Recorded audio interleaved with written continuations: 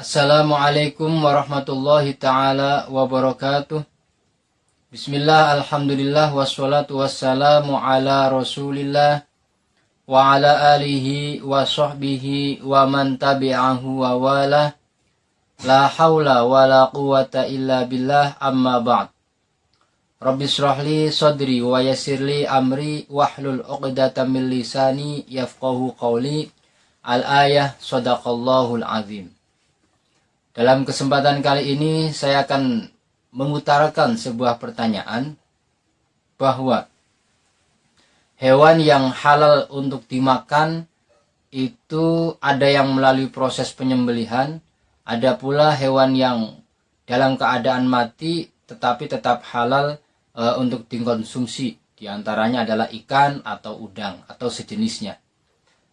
Untuk hewan yang bisa dikonsumsi dalam arti halal untuk dimakan yang harus melalui proses penyembelihan, diantaranya adalah ayam, kambing, sapi, dan sejenisnya. Kemudian pertanyaannya adalah, ketika ada seseorang dia menyembelih ayam, satu kata seperti itu, kemudian ketika selesai disembelih, ayam tersebut itu tidak cepat matinya, tetapi masih hidup lama, sehingga inisiatif dari si pemotong ayam tersebut itu sekaligus lehernya itu diputus begitu. Nah, kemudian pertanyaannya itu, bagaimanakah pandangan fikih mengenai masalah di atas untuk mempercepat kematian ayam itu, lehernya itu ditebas, diputus atau dipotong.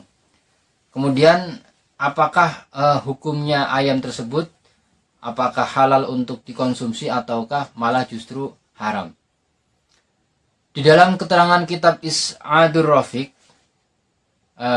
di dalam keterangan kitab Bujairami alal Khotib, juz yang keempat halaman 250, dan juga di dalam keterangan kitab yang lain, kitab Asyarqawi, dijelaskan bahwa Bismillahirrahmanirrahim, wa yukrahu lahu banatu ra'siha halan wa ziyadatul qat'i wa kasral unuki wa qat'an adudiha anha wa yuharrikuha wa naqluha hatta takhruju ruhuha.